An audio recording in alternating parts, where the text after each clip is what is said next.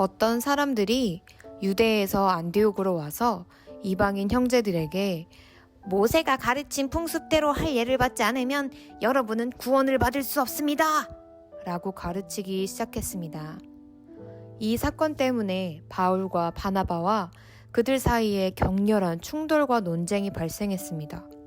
그래서 안디옥 교회는 바울과 바나바와 다른 몇 사람을 예루살렘으로 올라가게 해서 사도들과 장로들이 이 문제를 어떻게 생각하는지 알아보게 하였습니다. 바울과 그 일행은 교회의 전송을 받아 여행길을 떠났습니다. 그들은 베니게와 사마리아 지방을 거쳐가면서 이방인들이 하나님께로 돌아온 이야기를 전했습니다. 그들은 모든 형제들에게 큰 기쁨을 주었습니다. 그들이 예루살렘에 이르자 사도들과 장로들과 온 교회가 그들을 환영했습니다. 그들은 하나님께서 그들을 통해 일하신 모든 것을 보고했습니다. 그런데 바리새파에 속해 있다가 신자가 된 사람들 중에 이방인들도 할례를 받아야 된다 라고 하며 모세의 율법을 지켜야 합니다 라고 주장하는 사람들이 있었습니다. 사도들과 장로들이 이 문제를 의논하러 모였습니다. 많은 토론이 있은 후에 베드로가 일어나 말했습니다. 형제 여러분, 하나님께서 얼마 전에 여러분들 중에서 나를 선택하시고 이방인들에게 복음을 전하게 하셔서 그들도 이 복음을 듣고 믿게 하신 것을 여러분들도 아실 것입니다. 모든 사람의 생각을 아시는 하나님께서 우리에게 성령을 주신 것과 똑같이 그들에게도 주셔서 그들을 인정하셨습니다. 하나님께서는 우리와 이방인들을 차별하지 않으셨습니다. 하나님께서는 그들의 믿음을 보시고 그들의 마음을 깨끗하게 하셨습니다. 그런데 지금 여러분은 어찌하여 우리 조상들이나 우리나 모두 질 수 없었던 짐을 이방인 신자들에게 지워서 하나님을 시험하려 하십니까? 우리는 그들과 마찬가지로 주 예수님의 은혜로 구원을 받는다는 사실을 믿습니다. 그러자 온 무리가 잠잠해졌습니다. 그들은 바울과 바나바의 말에 귀를 기울였습니다. 바울과 바나바는 하나님께서 이방인들 가운데에서 그들을 통해 행하신 모든 기적과 표적에 대해 이야기했습니다. 그들이 말을 마치자 야고보가 대답했습니다. 형제 여러분, 제가 한마디 하겠습니다. 하나님께서 처음으로 이방인들 중에서 자기 백성을 삼으시려고 그들을 찾아오신 이야기를 시몬 곧 베드로가 전해주었습니다. 예언자들의 말도 이것과 일치합니다. 예언서에 이렇게 기록되어 있습니다. 이 일이 있은 뒤에 내가 다시 와서 다윗의 무너진 장막을 다시 짓겠다. 폐허가 된 곳을 다시 짓고 바로 세우겠다. 그러면 살아남은 사람들과 나의 이름을 부르는 모든 이방인들이 나를 찾을 것이다. 이것은 이 일을 행하시는 여호와의 말이다. 이것은 오래전부터 알게 한 일이다. 그러므로 내가 판단하기로는 하나님께로 돌아온 이방 형제들을 괴롭히지 말고 그들에게 편지를 써서 우상에게 바친 더러운 음식을 먹지 말 것, 음란한 행동을 하지 말 것과 목 졸라 죽인 짐승의 고기와 피를 먹지 말라고 하는 것이 좋겠습니다.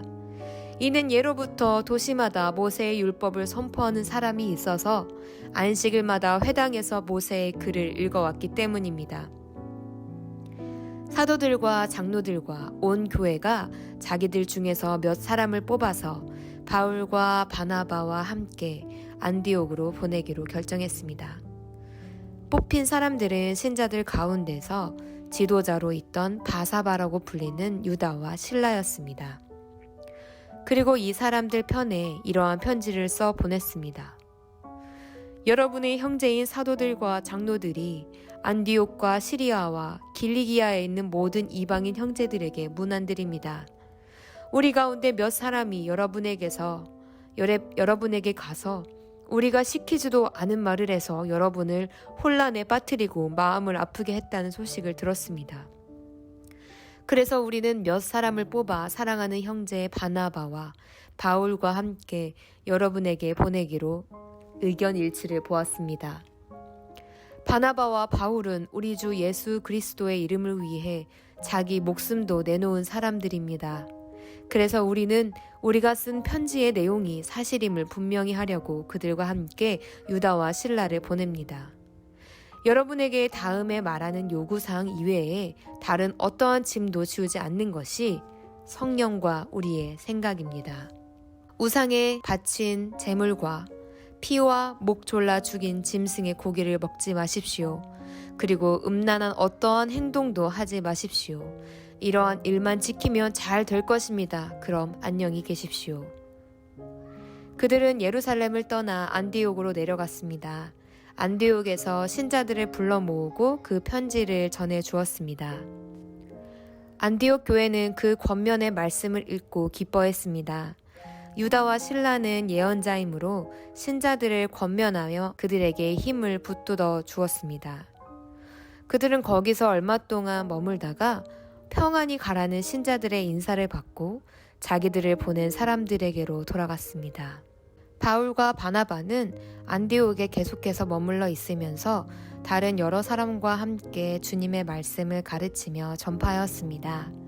며칠 뒤에 바울이 바나바에게 말했습니다. 우리가 주님의 말씀을 전한 바 있는 여러 도시로 다시 가서 신자들을 방문하고 그들이 어떻게 지내는지 알아봅시다. 바나바는 마가라 불리는 요한도 데려가고 싶었습니다. 그러나 바울은 마가 요한이 그들과 함께 계속 일하지 않고 밤빌리아에서 그들을 떠난 사람이기 때문에 그를 데려가는 것을 좋게 여기지 않았습니다. 바울과 바나바는 이 일 때문에 심하게 다투었습니다.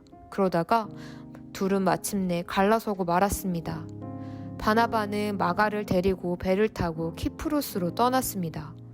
반면 바울은 실라를 선택하였으며 주님의 은혜를 빌어 주는 안디옥 신자들의 환송을 받고 실라와 함께 그곳을 떠났습니다. 바울은 시리아와 길리기아를 다니면서 각 교회에게 힘을 북돋워 주었습니다. 하나님 아버지, 오늘은 사도행전 15장을 함께 들었습니다.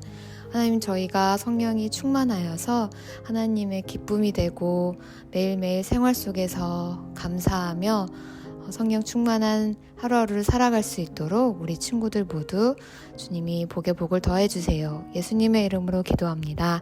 아멘.